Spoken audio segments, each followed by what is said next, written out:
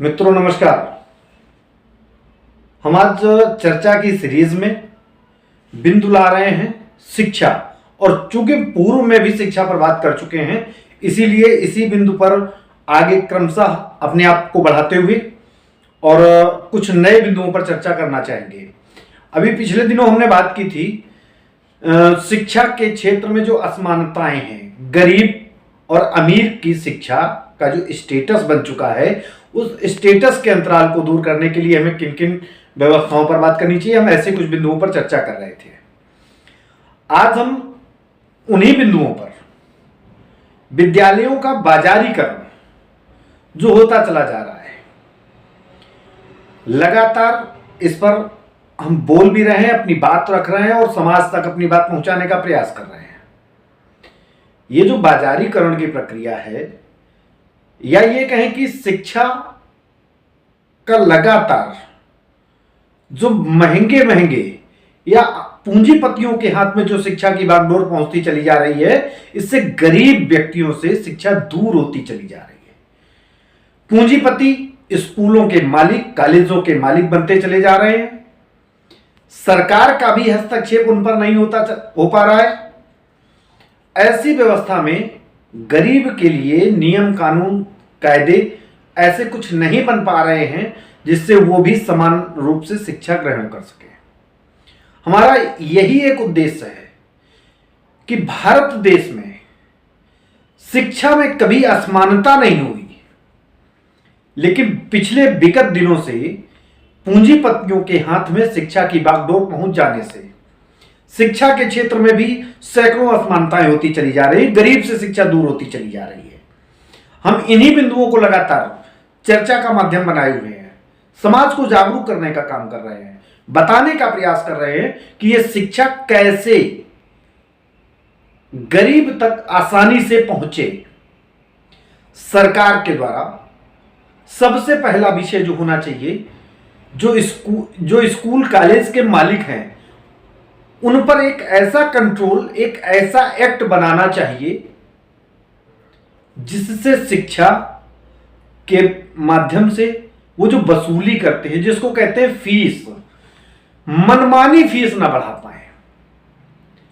अभी बीच में आपने सुना होगा जब कोरोना काल में बहुतायत बच्चों की शिक्षा व्यवस्था को लेकर के कि स्कूल नहीं गए तो हम मतलब अपने बच्चों की फीस क्यों दें, इस पर सरकार के द्वारा महीने, 2 महीने, 3 महीने, 4 महीने की फीस माफ करने की लोगों ने अभियान भी चलाई, चर्चा भी की, कि सरकार से आह्वान भी किया कि ये फीस माफ कराई जाए। लेकिन उत्तर प्रदेश की सरकार की जहां तक मुझको जानकारी है, फीस माफ कराने के लिए तत्कालीन उस समय डिप्टी सीएम शर्मा जी थे, दिनेश शर्मा जी, और उन्होंने ऐसा कोई कानून नहीं बनाया था कि किसी भी छात्र की माफी की गई हो। कारण जो उन लोगों ने, आंदोलनकर्ताओं ने जो जानकारी दी थी कि शिक्षा के क्षेत्र में बड़े बड़े पूंजीपति लोग हैं और उनके सामने दिनेश शर्मा जी निर्णय लेने में अक्षम दिख रहे थे, सक्षम नहीं उस समय दिख रहे थे, इसलिए यह निर्णय नहीं लिया गया।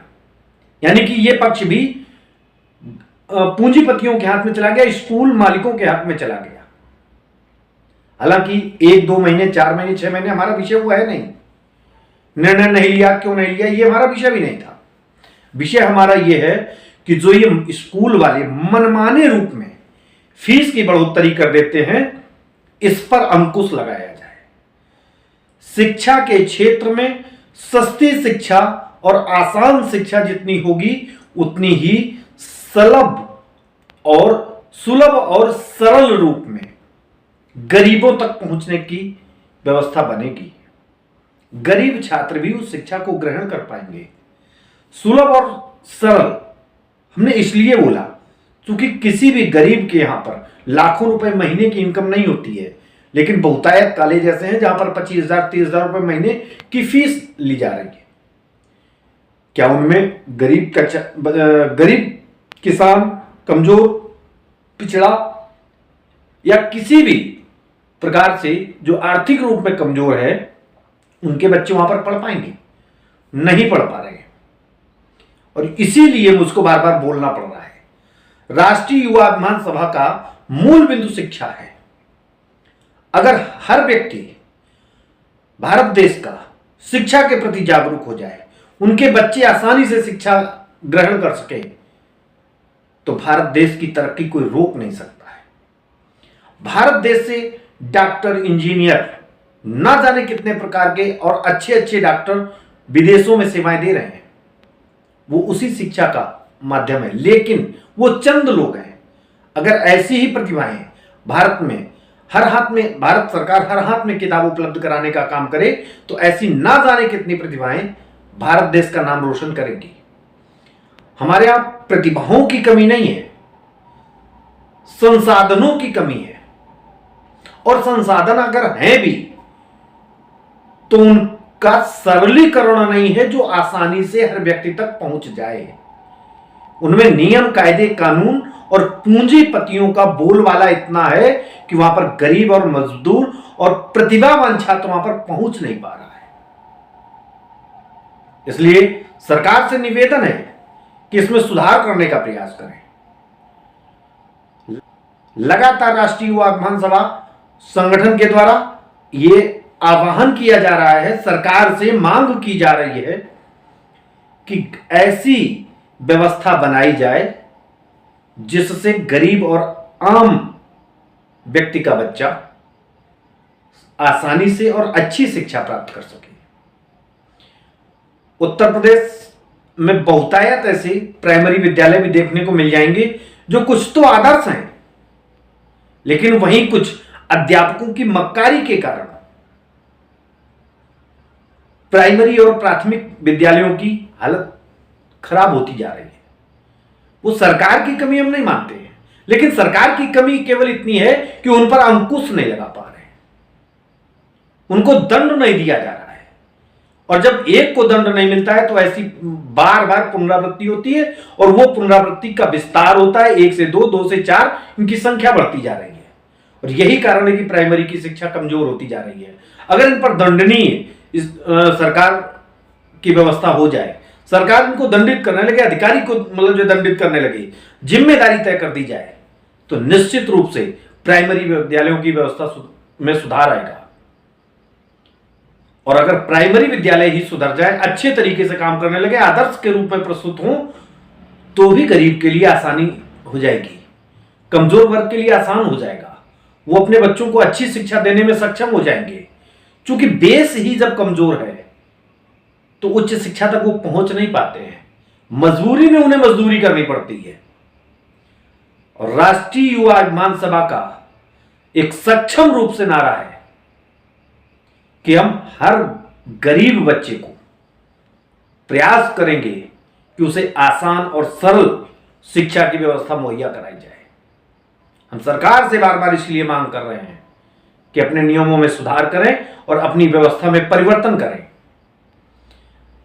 हमारी शिक्षा व्यवस्था कमजोर नहीं है, हमारी प्रणाली कमजोर नहीं है, लेकिन उनका जो संचालन कर रहे हैं उस व्यवस्था में गड़बड़ी है। मक्कारों के हाथ में ये व्यवस्था चली गई है। और जब ये मक्कारी अगर रास्ते से खत्म हो जाए, उसमें अड़चन बनना बंद हो जाए, तो निश्चित है उसमें भी कुछ ईमानदार और बढ़िया व्यक्तित्व के लोग बैठे हुए हैं जो चाहते हैं कि हम शिक्षा दें, शिक्षा व्यवस्था में सुधार हो, लेकिन मक्कार लोग उनको काम नहीं करने देते हैं, ईमानदार को प्रताड़ित करने का काम करते हैं। ऐसे लोगों को भी चिन्हित किया जाए और उन्हें उस व्यवस्था से दूर किया जाए। हम मांग करते हैं इस बात की। चूंकि राष्ट्रीय युवा महासभा संगठन का एक नारा है कि छोटों को शिक्षा देकर बड़ों से स्वाभिमान का पाठ पढ़ते हुए रोजगार परक जीवन में नशेबाजी से दूर रहकर भ्रष्टाचार का खात्मा सुनिश्चित करें।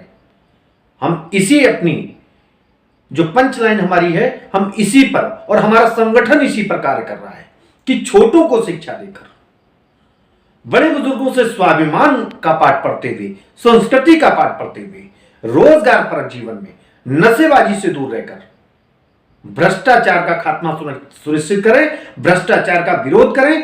कहीं पर भी न तो भ्रष्टाचार में सहयोगी बने और न ही उसके भागी बने। भ्रष्टाचार को बढ़ावा देना भी एक प्रकार से भ्रष्टाचार है, इसलिए हम भ्रष्टाचार का भी विरोध करते हैं, नशेबाजी का भी विरोध करते हैं। आज का युवा नशेबाजी की ओर लगातार उसी दिशा में आगे बढ़ रहा है।